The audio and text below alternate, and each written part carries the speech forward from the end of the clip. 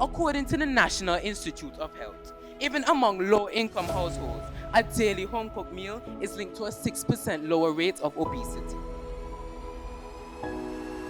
In Antigua, in order to find the most affordable price for healthy goods, you must shop around.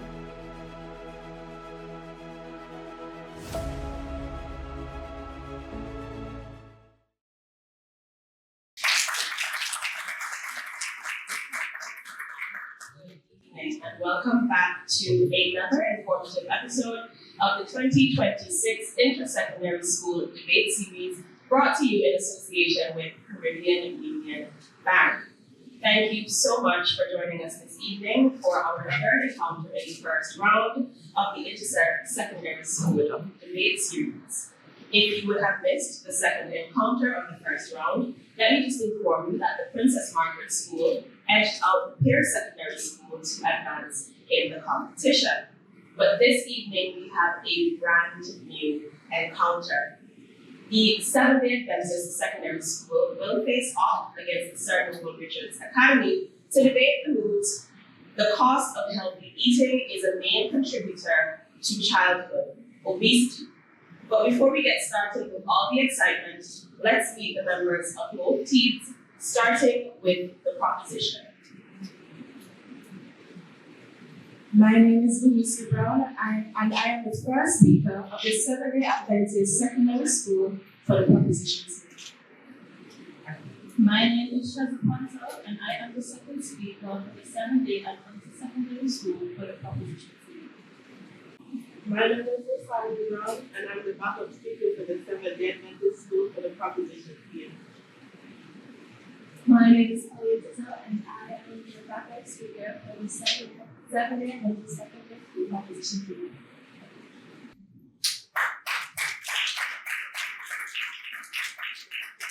And now we move on to the opposition.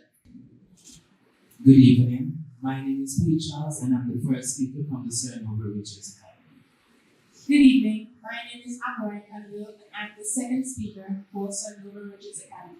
Good evening, my name is Alice Puna, and I'm the first and vice speaker for the Sir Noble Richards Academy. Good evening. My name is Daria Harvey, and I'm the second standby speaker for the Sir Noble Richards Academy.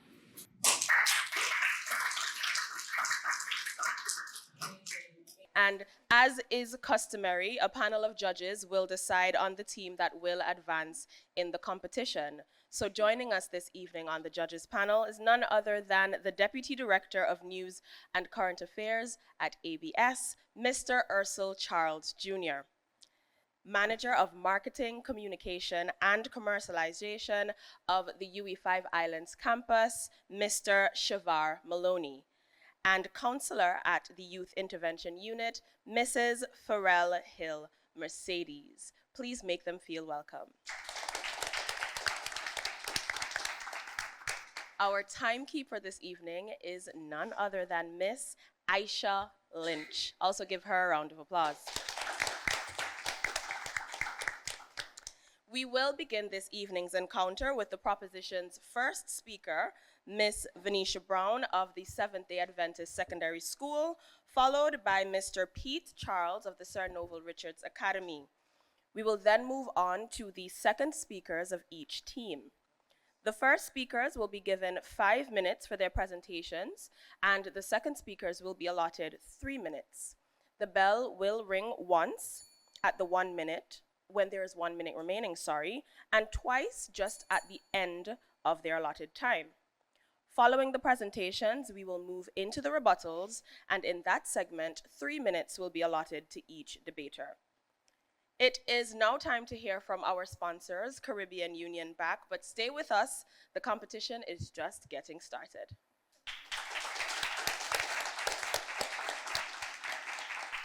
Reporting live from Caribbean Union Bank's press conference, where bank representatives will address its customers and the media, explaining just how CUB simplifies life through its financing. Today, my team and I will share with you how CUB's financial solutions are designed to simplify your life. Now, let's open the floor for any questions that you may have. How can you help me as a retirement? That's a good question. We offer customized retirement solutions at competitive rates. How easy is it for me to switch my mortgage to CUB? With attractive interest rates and minimal switching fees, CUB makes switching mortgages easy. Do you offer point of sale machines? Absolutely. All point of sale systems can speed up checkout and boost sales. Those were great questions, and our team is here to further support you. We're Caribbean Union Bank, the bank that cares, and our doors are open to welcome you.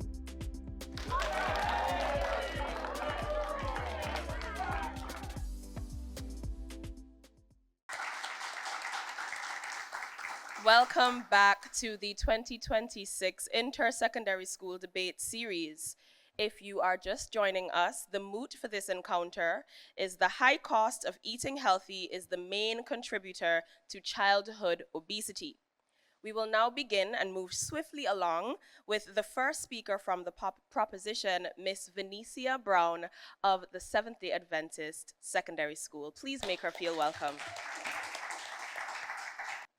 Madam Moderator, honorable judges, worthy opponents, listening and viewing audience, good evening. Today, we stand before you to expose a harsh reality here in Antigua and worldwide. When healthy food is priced out of range, poor nutrition becomes the default, not the choice. Therefore, my colleague and I firmly declare that the high cost of eating healthily is a main contributor to childhood obesity. Before we begin, let us define the key terms. High cost is defined in the Oxford School Dictionary as above average amount of money needed to buy something. Eating healthily is defined by Samantha Moit, dietitian in the Ministry of Health, as a diet rich in fruits, vegetables, lean proteins, whole grains, fish, and nuts. Main and contributor are defined in the Oxford School Dictionary as the most important thing to cause something. Australia's National Health and Medical Research Council defines childhood obesity as a body mass index of equal to or greater than 95% in 2 to 18-year-olds. I will outline 3 points to show how economic barriers are a main contributor, forcing families into unhealthy eating patterns. And my colleague will outline how the cost of food shape preference. Madam Moderator, let us first establish that healthy food is significantly more expensive than unhealthy alternatives, making nutritious choices unaffordable for many families. And secondly, that poor nutrition is firmly linked to childhood obesity, as noted by Samantha Moit. A 2024 Food and Agriculture Regional Overview of Food Security and Nutrition shows that the Caribbean is the most expensive place in Latin America for a healthy diet. In Antigua, Jerry Asker, Senior Research Officer in the Statistics Division, reports that the cost of a healthy diet is estimated at $9.89 for a 2,300 calorie intake, significantly higher than the $5.16 FAO average for Latin America. Nutritionist Sonia Smith further notes that a teenage boy requires closer to 3,000 calories daily, increasing this cost even more. A comparison of a healthy breakfast and snack designed by Mrs. Smith with commonly substituted unhealthy foods revealed a substantial price difference of $8 per meal in favor of the unhealthy option. Furthermore, a 2020 meta-analysis study by Scott Latham in the Journal of Academic Pediatrics found higher childhood obesity rates among low-income children. Worthy opponents, this price difference isn't just numbers on a shelf. It directly shapes what families can afford to put on the table each day. Secondly, low-income families operate within restrictive food budgets, which force them to prioritize quantity and affordability over nutritional quality. Again, Jerry Asker of the Statistics Division has outlined that national average income is $2,705.88, much of which is already absorbed by essentials such as rent, utilities, and transportation. As a result, families are compelled to stretch their food dollars by purchasing items that are cheaper, more filling, and longer lasting, even if they are nutritionally poor.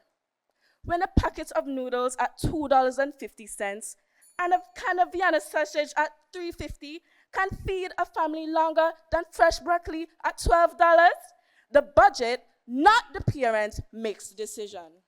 Thirdly, limited access to large supermarkets, especially in lower income village communities, reduces the availability of affordable healthy options and increases reliance on smaller shops that mainly sell processed foods.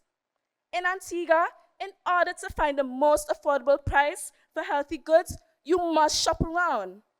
A 2025 University of Wisconsin Population Health Report on food deserts shows that when supermarkets are scarce in low-income communities, residents are more likely to rely on smaller outlets that offer fewer healthy foods and often at higher costs, contributing to higher obesity rates. Honorable judges, imagine a family only being able to fresh afford cheap chips, soda, and canned goods because they cannot afford a taxi to shop around at larger supermarkets to find affordable fresh produce. Taken together, these 3 points reveal a clear pattern. When healthy food is expensive and budgets are tight, unhealthy eating becomes the easiest option. I thank you.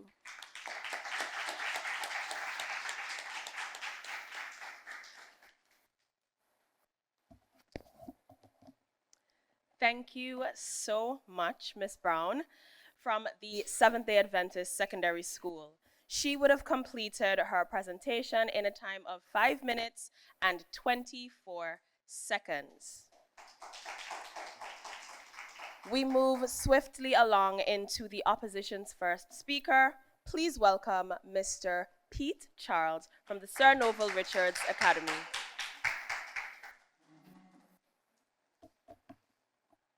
Madam Moderator, distinguished judges, esteemed opponents, fellow students, ladies and gentlemen, good evening. My colleague and I stand before you to oppose a moot that states the high cost of eating healthily is the main contributor to childhood obesity. Let us begin by defining key terms. According to the Cambridge Dictionary, high cost means expensive. The Pan American Health Organization, PAHO, describes eating healthily as following a balanced diet with limited ultra-processed sugars and fats for healthy growth. Main contributor means the primary cause. Childhood obesity, as defined by the World Health Organization, WHO, is an excessive fat accumulation that poses health risks for those under 19 when BMI is above normal. Madam Moderator, this debate asks whether the expense of a balanced nutritious diet is primarily responsible for excessive weight gain in children. We, the opposition, strongly disagree. Our January 24th survey of 100 students across 11 secondary schools, along with expert interviews with leading pediatrician Dr. Surrendo and chief nutritionist at the Medical Benefit Scheme, Dorothy Graham Charles, all indicate that lifestyle, not cost, is the primary factor behind childhood obesity. Therefore, my argument will demonstrate that poor eating habits, harmful cultural norms, easy access to fast food, and sedentary lifestyles are the true culprits. Meanwhile, my colleague will further address the issue of frivolous fiscal behavior. Firstly, Madam Moderator, let's critically examine the cause of childhood obesity. According to the WHO, the fundamental cause is an energy imbalance between calories consumed and calories expended. But, Madam Moderator, what are children actually eating today? Dr. Surrender comments that supermarket carts are often filled with snacks and sodas, yet lacking fruits. She says, and I quote, "Children are overeating the wrong food," end of quote. Nutritionist Dorothy Graham Charles further adds that frequent consumption of sugary drinks, fast food, and snacks with little fruit or vegetable intake is a main cause of rising obesity, driven mostly by convenience and preference. So, claiming healthy food is unaffordable is unconvincing when children are frequently eaten in excess. This points to poor dietary habits, not costs. Secondly, esteemed judges. Where do these habits originate? The answer lies in the shift in our traditional values. The West Indian Medical Journal links rising obesity rates to a decline in traditional food preparation. Our survey found that 50% of students eat fewer than 3 home-cooked meals per week, and 7% eat only one, compared to the traditional 2 or 3 daily. According to the National Institute of Health, even among low-income households, a daily home-cooked meal is linked to a 6% lower rate of obesity. Today, parents have traded these healthy habits for the convenience of ultra-processed foods. This, Madam Moderator, is increasing obesity rates, yet the focus remains on cost. Thirdly, according to Bandura's social learning theory, children imitate adult behavior. Therefore, if parents choose fast food, children will do the same. Paho notes that the growing number of fast food outlets, combined with poor parental modeling and fewer home-cooked meals, makes unhealthy eating almost inevitable. Cost is not the real issue here. Lastly, my worthy opponents, the decline in physical activity among our youth is alarming.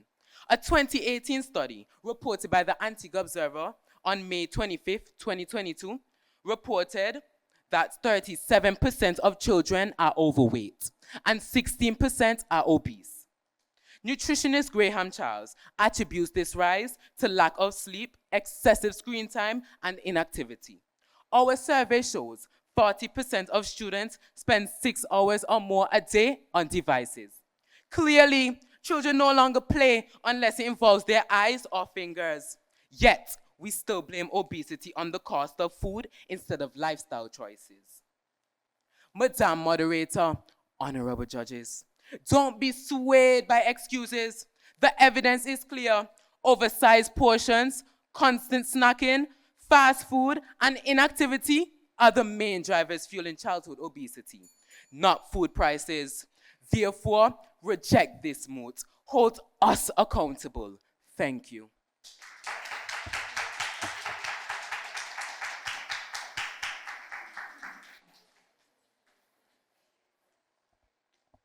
Thank you so much, Mr. Charles. Mr. Charles of the Sir Novelle Richards Academy would have completed his presentation in a time of 5 minutes and 8 seconds. We will now move on to the second speaker for the proposition, the Seventh-day Adventist Secondary School, in the representation of Ms. Cheza Punter. Please make her feel welcome.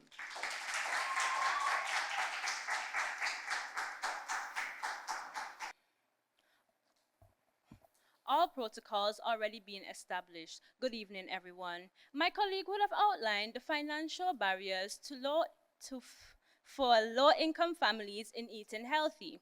I will now outline 3 points to show how the food environment for children is shaped by the cost of food. Madam Moderator, preparing healthy foods in ways that are both nutritious and appealing to children often requires more resources and extra ingredients than cooking simple processed options. Ms. Moitz, a dietitian at the Ministry of Health, notes that children respond better to kosher in school meals. However, the mayonnaise commonly used is unhealthy, and a better substitute is plain yogurt seasoned appropriately. This healthier option, while more nutritious, is also more expensive, further highlighting the cost barriers to preparing healthy foods that children enjoy. Making vegetables taste good to picky eaters means extra and more resources that many families cannot consistently afford. It's much cheaper to open a bag of chips than to transform a heap of vegetables into something a child would happily eat. Esteemed judges, unhealthy foods are aggressively marketed to children, not just with catchy ads, but with low prices and promotions that make them seem like the better deal. Ever heard of value meal at KFC for $10? Obesity Evidence Hub, a project of Food Alliance in Australia, notes that food marketing often highlights price incentives. For example, value meals, discounts, bundle deals for sugary drinks and processed snacks, which encourages families with tight budgets to choose these cheaper options over healthier, more expensive foods. When bright, cheap snacks cheap snack packs cost less than wheat bread and eggs, parents and children alike are nudged towards the better bargain, even if it's less nutritious. Finally, my worthy opponents. Food preferences are shaped by what food are accessible, and accessibility is heavily influenced by affordability. When healthy foods are expensive to obtain, families and especially children develop stronger preferences for cheaper, more available, unhealthy options, contributing to poor diet quality and increased childhood obesity. In an article entitled The Economics of Food Choice Behavior, Adam Janowski highlights that accessibility and affordability of healthy foods influence dietary choices and obesity outcomes in children. From supermarket shelves to school lunches, the evidence is clear. Affordability shapes access. Access shapes preference. Preference shapes health. It is the price tag that quietly trains children's taste buds.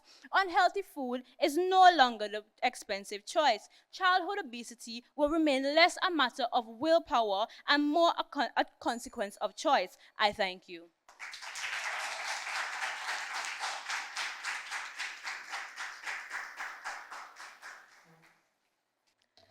Thank you so much, Ms. Punter, for that riveting callback. She would have completed her presentation in a time of 3 minutes and 2 seconds. We will now hear from the second speaker of the opposition, Ms. Amaraya Carnival from the Sir Novelle Richards Academy.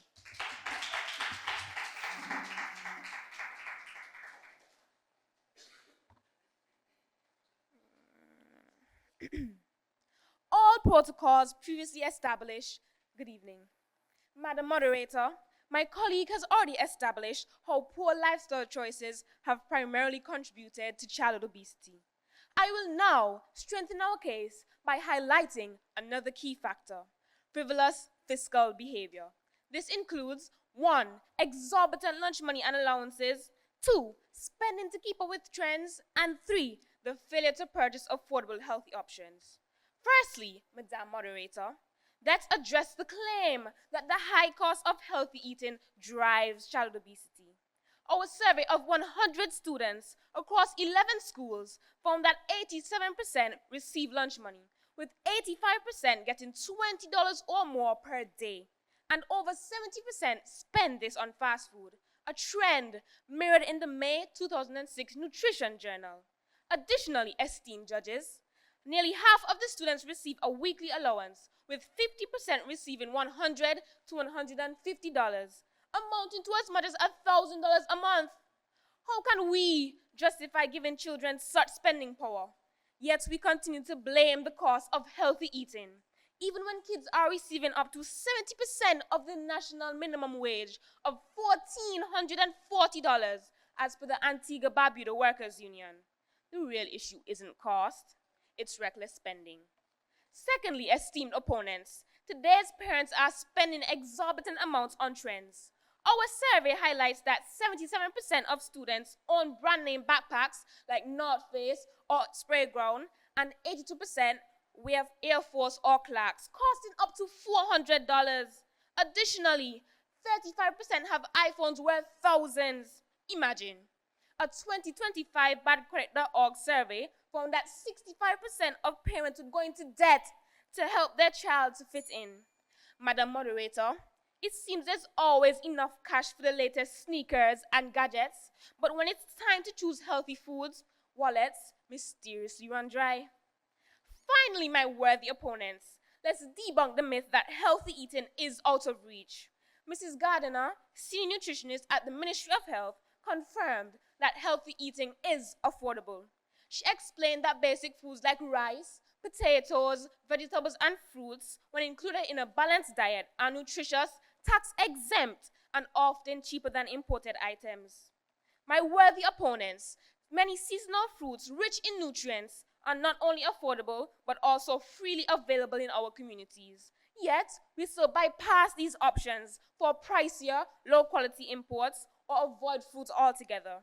The Food and Agriculture Organization points out that this shift towards imported foods is weakening Caribbean nutrition. In the battle against child obesity, It's clear that spending power isn't the real enemy. Our priorities are. In conclusion, Madam Moderator, childhood obesity is the price we pay for reckless spending, misplaced priorities, and convenience. If we truly want to address this issue, we must admit the problem isn't money. It's us. Thank you.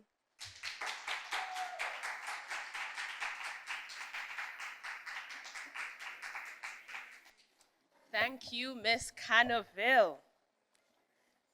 She would have completed her presentation with a time of 3 minutes and 24 seconds. And I know that it is getting exciting, but we do have to take a short break to hear from our sponsors, the Caribbean Union Bank. You don't want to miss the rebuttals. They're coming up next. Please stay with us.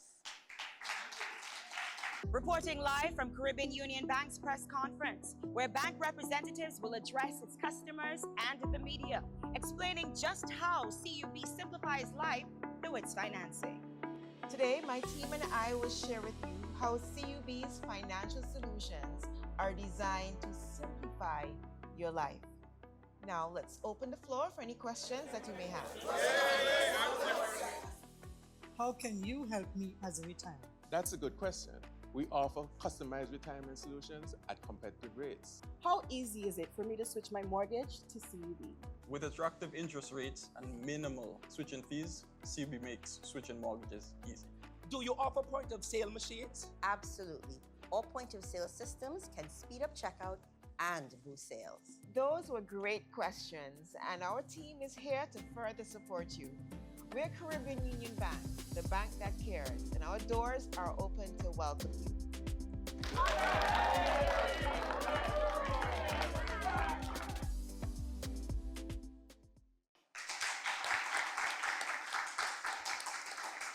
Good evening and welcome back to the 2026 Intersecondary School Debate Series.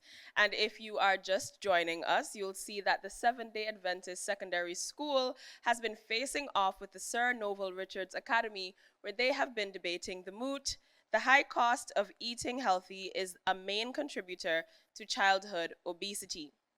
Now, the rebuttal segment is about to begin, and each presenter will be given 3 minutes in which they are to complete their presentation. The bell will ring when there is 1 minute remaining, and then at the end of the allotted presentation time. I will waste no time with the introduction. Please welcome Miss Amariah Carnival from the Sir Novelle Richards Academy to present the debates on their behalf.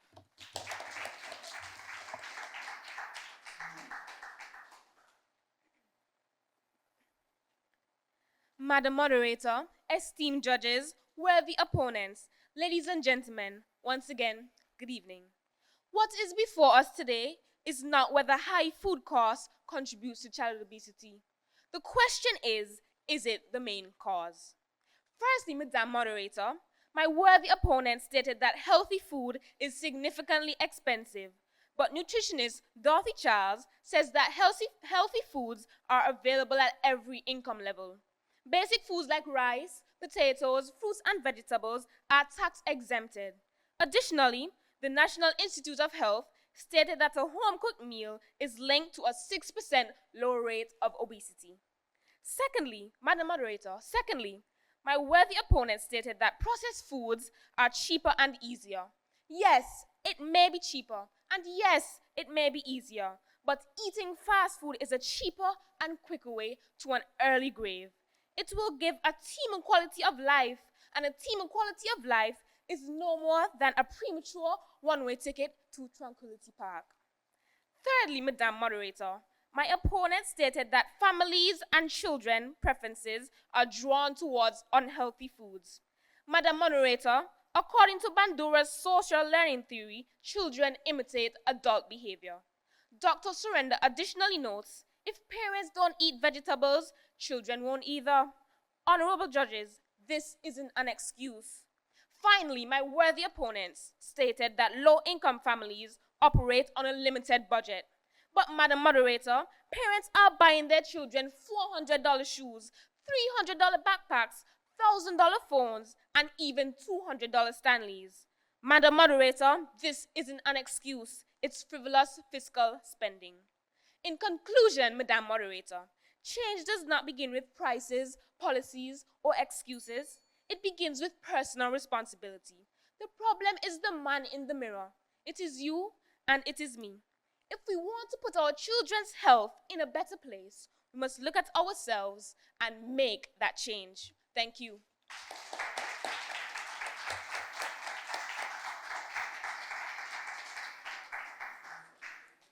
Thank you so much, Miss Novelle. She would have completed her presentation in a time of 2 minutes and 16 seconds. And I can see the debate is getting hot, so I'm not even going to waste any time. I'm going to now introduce the representative from the Seventh-day Adventist Secondary School, Miss Venicia Brown.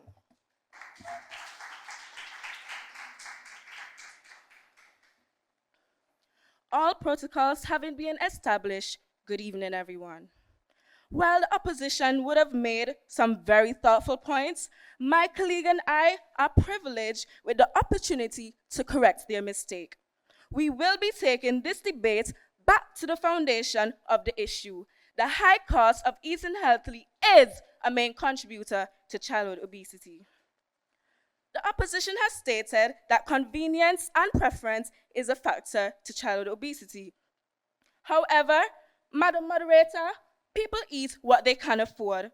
2 weeks ago, Epicurean Fine Foods and Pharmacy had strawberries on sale for $9.89, with the original price varying between $15 to $21. Honorable judges, 450 crates of strawberries were sold out in the matter of hours. This proves that people will choose the healthier option once the price is right.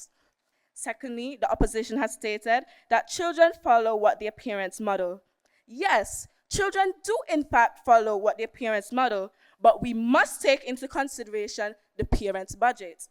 Most parents want their children to be healthy, but when healthy food is expensive, they will substitute to the cheaper, higher calorie options to ensure that no one goes hungry. With this in mind, is the problem really the budget? The opposition has also stated that reckless spending is a factor to childhood obesity. If parents are struggling financially, logically, they will not spend the money that they don't have on expensive iPhones, spray-ground backpacks, and Air Force shoes. So, is reckless spending really a factor to childhood obesity? In conclusion, while many factors contribute to the cause of childhood obesity, cost is the foundation shaped by all other choices. When healthy food costs more, obesity becomes more likely. The proposition now rests. I thank you.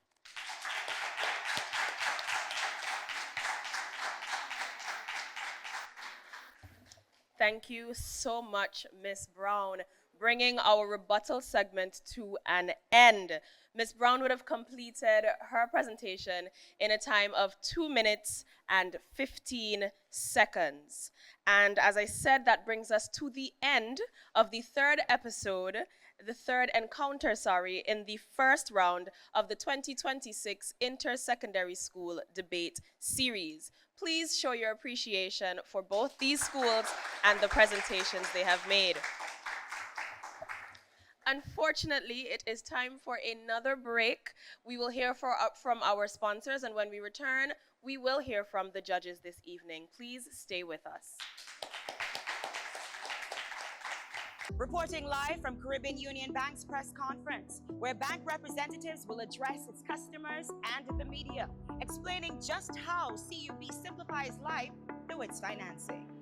Today, my team and I will share with you how CUB's financial solutions are designed to simplify your life.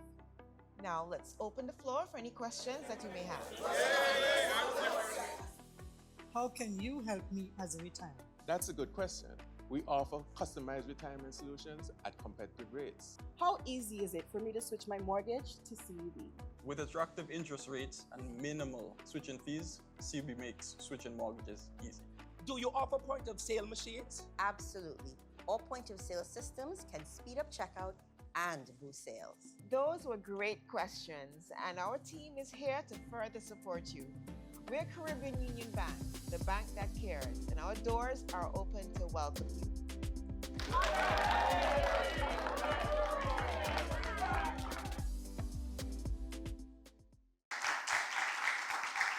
Welcome back, and thank you so much for staying with us.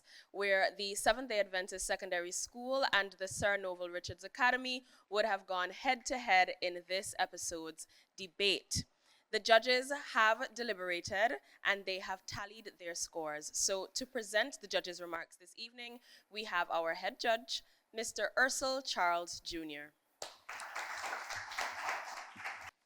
Thank you so much, Madam Moderator, and thank you to our studio audience and, of course, our audience at home for your attention this evening. Don't you just hate when the judges come and talk for hours? So do I. So we'll make this very brief. I'm happy to present on behalf, of course, Farah and Shavar this afternoon as we deliberated over the hotly contested debate this evening. As usual, we ask that you give them another round of applause.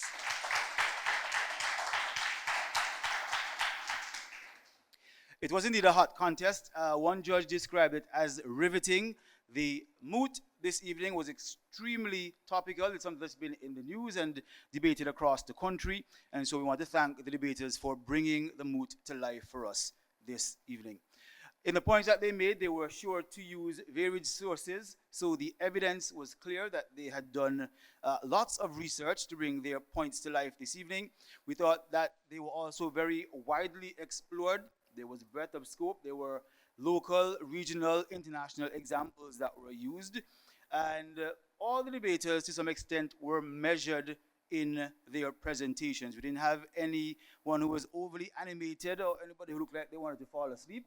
You all kept our attention, and so we want to congratulate you on your delivery this evening.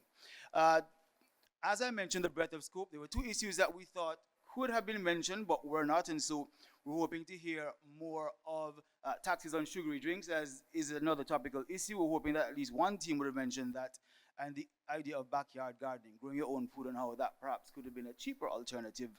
So, sorry that you didn't elaborate on those 2 points. Now, it's time to get to the better speakers and the overall best speaker. We found that the better speaker for the proposition was Venicia Brown.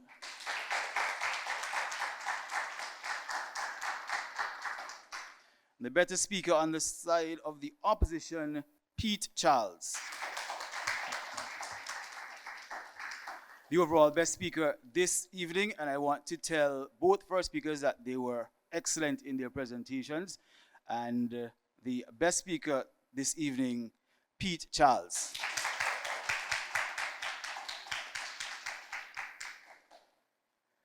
So to the final scores, by a score line of 81 to 73, that's 81 to 73, the winning team of this evening's encounter, the Sir Novelle Richards Academy. Thank you. Thank you so much, Mr. Ursel Charles Jr., for that very brief but very informative judges' remarks. I want to take this opportunity to congratulate once again the better speakers from each team, Miss Venicia Brown, as well as Mr. Pete Charles. Thank you so much for participating this evening, and also another round of congratulations going to Mr. Pete Charles for becoming the best speaker this evening. Let's give him a round of applause. I will now welcome Ms. Cheza Punter to give remarks on behalf of the Seventh-day Adventist Secondary School, and then I will call on Mr. Pete Charles to give remarks on their behalf as well.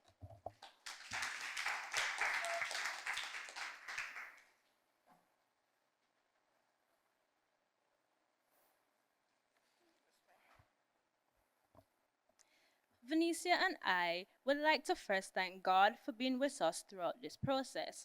And thank you to Miss Joseph for pushing us to the best of our ability. We would also like to thank our debate members for assisting us. To our worthy opponents, Thank you. You really put up a battle for us. Madam Moderator, thank you for making this such a pleasant experience. And finally, honorable judges, thank you for your fair judgment to this debating experience. It has been a very fun and delighting one. Once again, we thank everyone. Good evening once again. First and foremost, on behalf of Sir Nova Richards Academy, we want to thank God for giving us the strength and wisdom to be here today. Additionally, thank you to the judges for their for their fair judgment. We also want to thank our worthy opponents for giving us an eventful debate. Lastly, thank you to our trainers for their guidance and help, and to our research team for their excellent conduction. Thank you to the viewing audience. Once again, thank you everyone for being here today. Thank you.